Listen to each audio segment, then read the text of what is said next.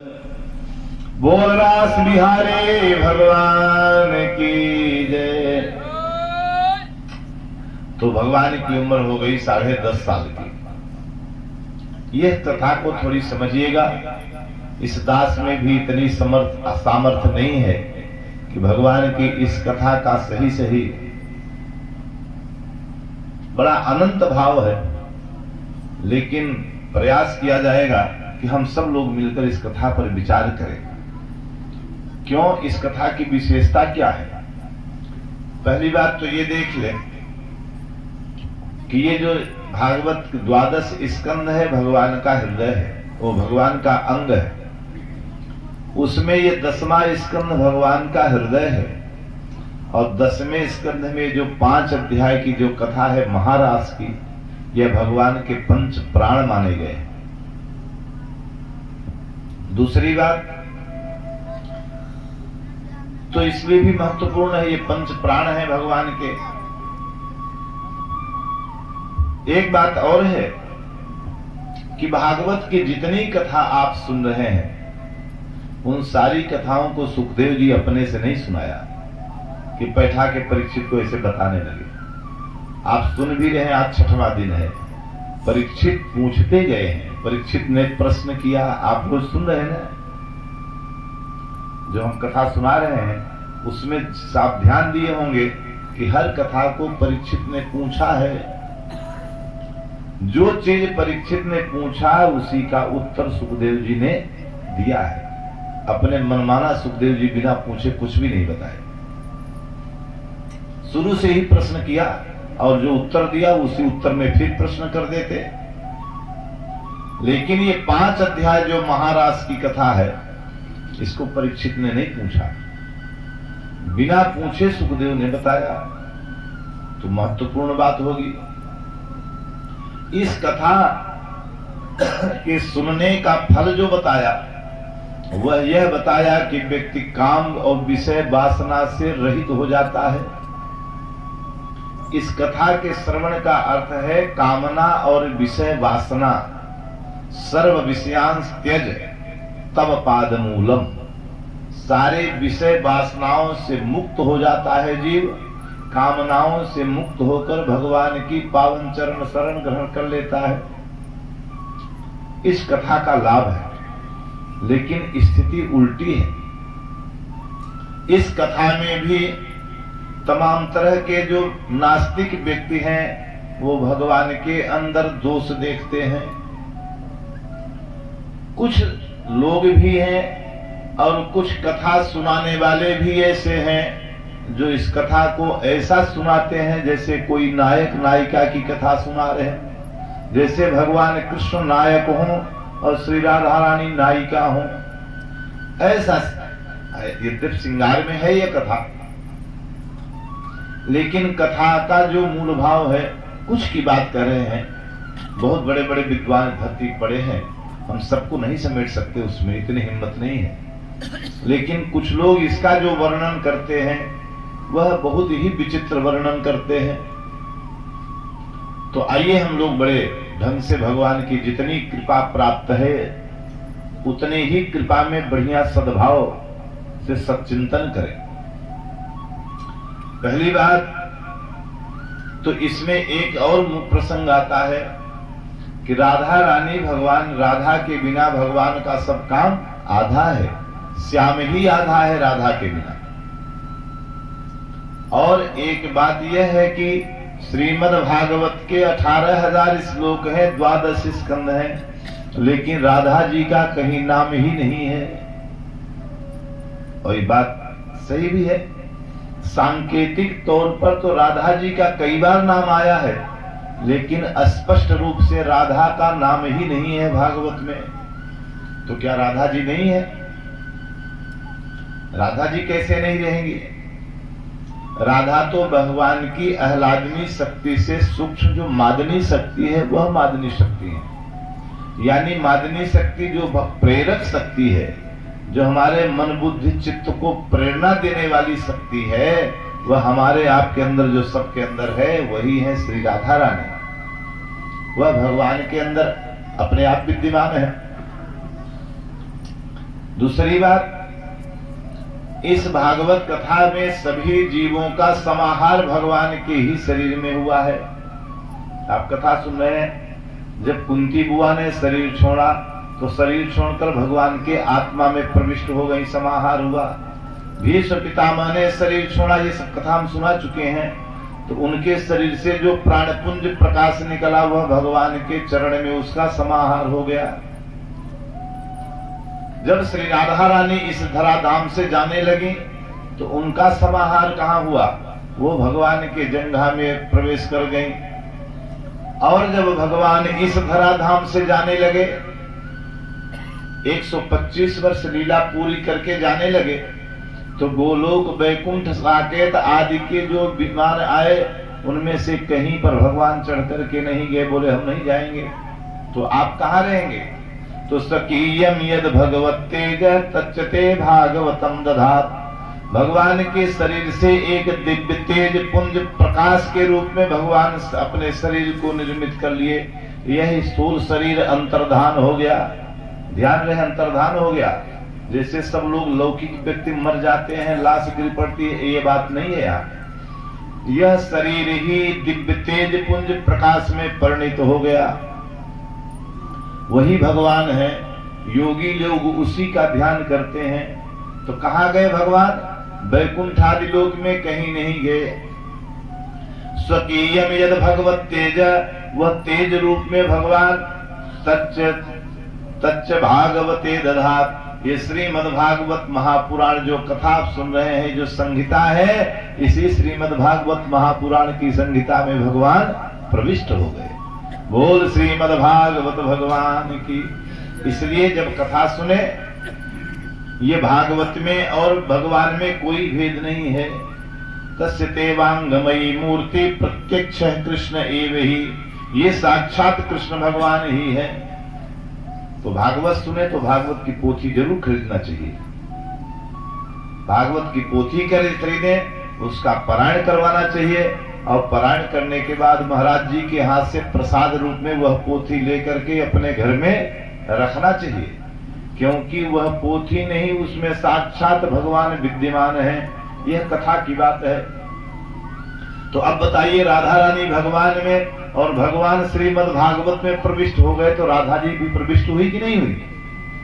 दूसरी बात यह है, भाव ऐसा संतों ने दिया है कि ये सफेद सफेद कागज श्री राधा रानी है और श्याम वर्ण के जो अक्षर है वो श्री कृष्ण भगवान है।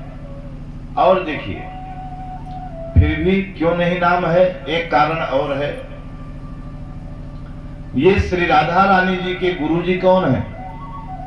वो सुखदेव जी के गुरु जी कौन है? श्री राधा रानी ही उनकी गुरु हैं।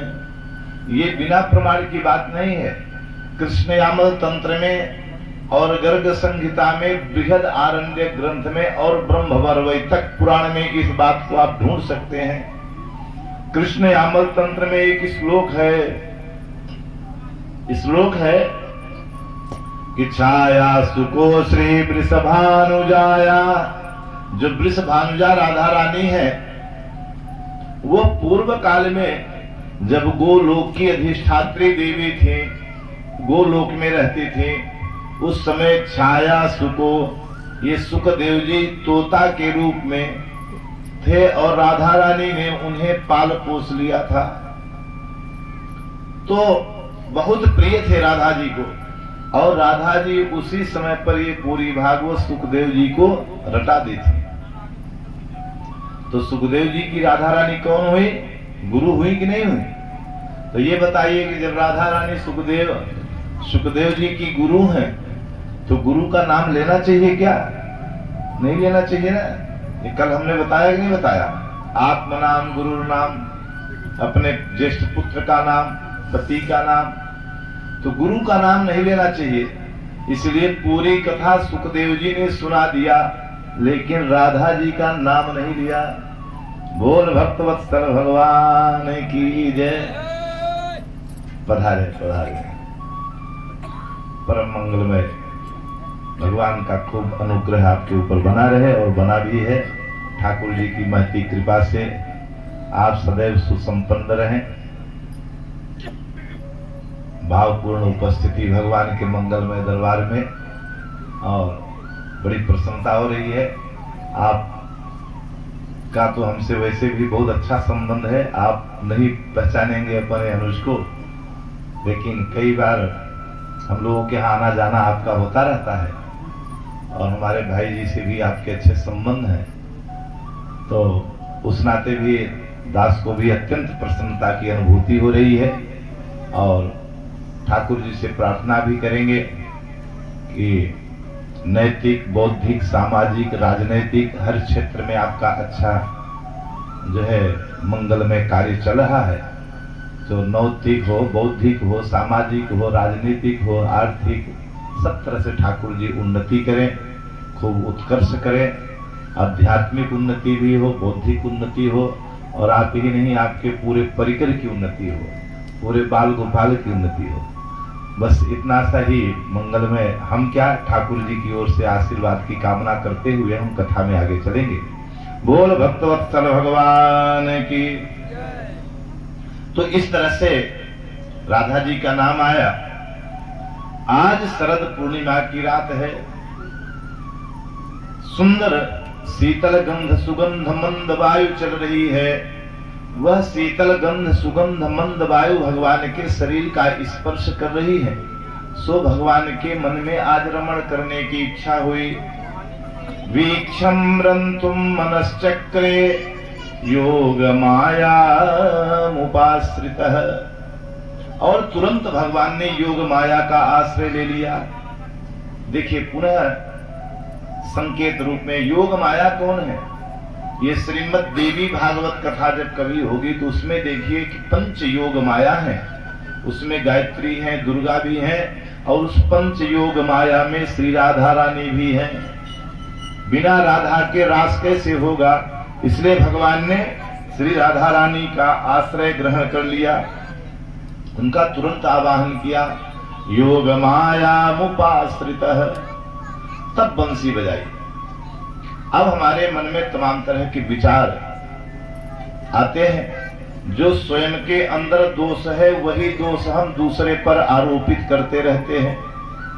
बहुत सारे लोग जो नास्तिक व्यक्ति हैं, जिन्हें आध्यात्मिक चिंतन नहीं है, वो ऐसे अनेकों लोग कहते हुए मिलेंगे, अरे भगवान भी ऐसे थे, नाचते कूदते थे, गोपियों के साथ खूब ठमका लगाए, खूब मजा लिए।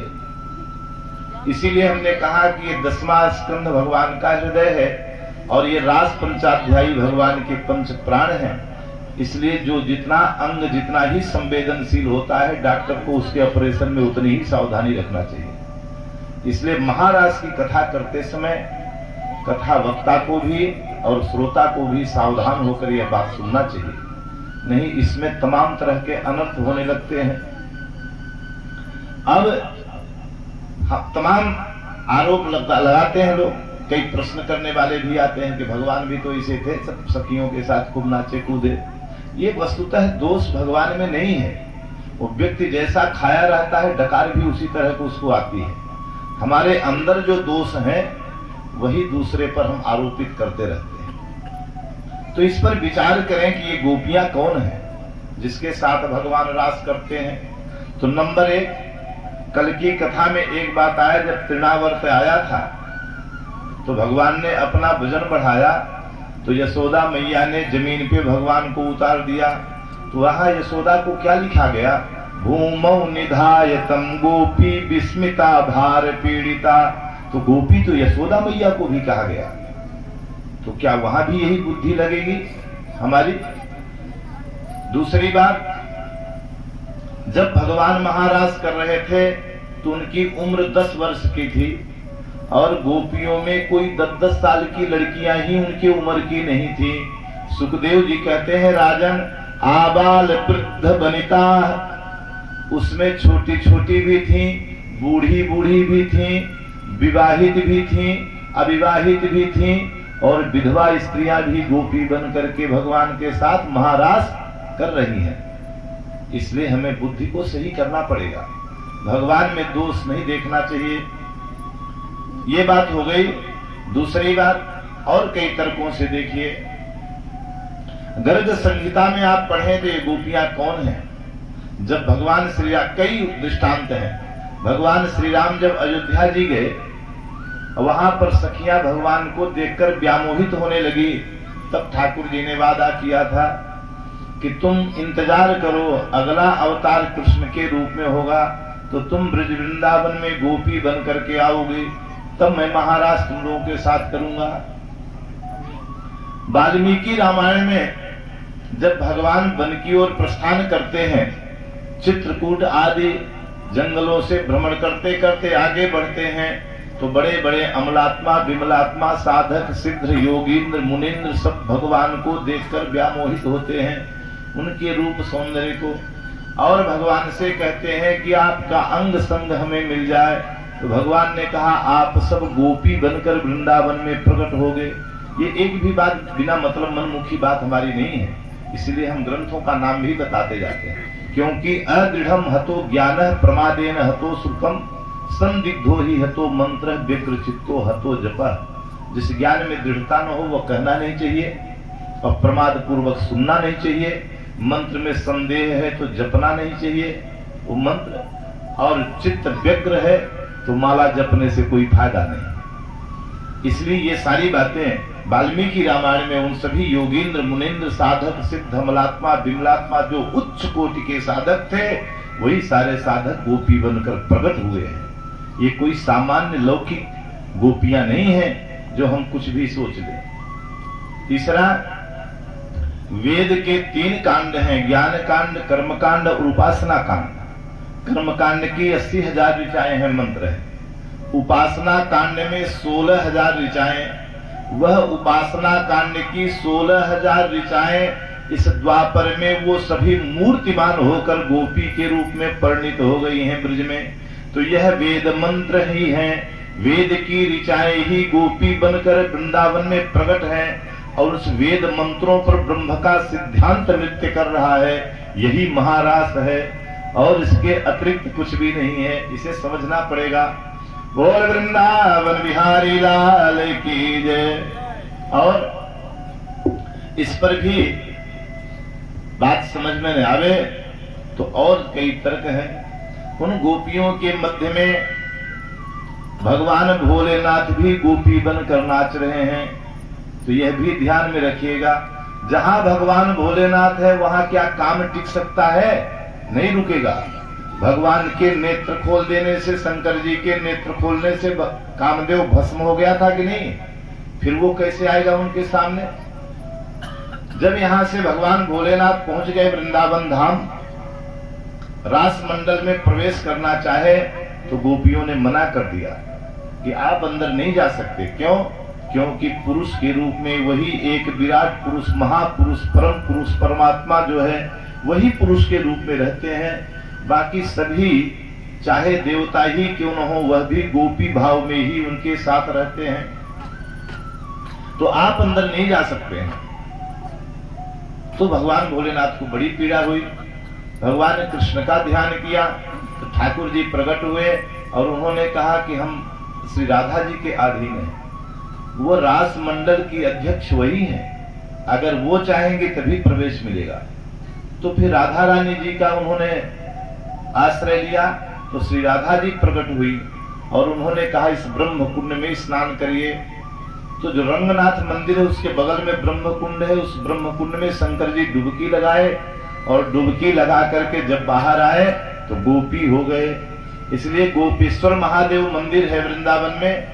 सुबह के टाइम शिवलिंग के रूप में उनकी पूजा होती है और शाम को जब आप जाएंगे तो देखेंगे तो साड़ी, साया, टिकली, बुंदा, सिंदूर इत्यादि सब स्त्री का श्रृंगार उनका रहता है, क्योंकि आए तो शिव बन करके और रात को बन गए गोपी। तो दोनों रूप में भी वृंदावन में पूजा होती है। तो उस रास मंडल में शंकर जी भी गोपी बनकर ठुमका लगा रहे हैं। ये बात ध्यान में रख लेना। अगर भगवान के ऊपर ऐसी दोष बुद्धि आवे तो वहां सब ऐसे कोई लौकिक लीला नहीं है, ये अलौकिक लीला है। शंकर जी भी आ गए और रास होते होते स्वयं कामदेव भी आए। कामदेव आकर के भगवान से कहे कि हम भी इस रास मंडल में आएंगे, क्या करोगे? बोले हम आपके मन में प्रवेश करेंगे और जो हमारा काम है हम वही करेंगे और क्या करेंगे। भगवान ने कहा हमारे भक्तों से तो तुम हार गए, हमारे ऊपर क्या प्रभाव पड़ेगा? तो बोले आपके ही ऊपर प्रभाव पड़ेगा। उनके ऊपर तो दीमक लगी है, वो अन्न जल सब त्याग के बैठे रहते गिरकंदरा को में, वो वातावरण नहीं मिलता। लेकिन सुंदर ब्रजबामाओं का अंग संग अंग मालिका आप कर रहे हैं, इसके लिए आपके अंदर मुझे जरा सरलता होगी प्रवेश करने में। तो भगवान ने कहा अगर हार गए तो कामदेव ने कहा हार गया तो मैं आपका बेटा बनूंगा, अगर आप हार गए तो आपको मेरा बेटा बनना पड़ेगा। बोले ठीक है। फिर महाराज शुरू हुआ। तो वह कामदेव भगवान को मोहित करने गया था, लेकिन भगवान की वह लीला देख करके स्वयं व्यामोहित हो गया, इसीलिए भगवान का एक नाम पड़ गया मदन मोहन। बोलिए मदन मोहन भगवान को, जो मदन ही मोहित हो गया भगवान को। और फिर वही कामदेव आगे चलकर रुक्मिणी के गर्भ से प्रद्युम्न के रूप में जन्म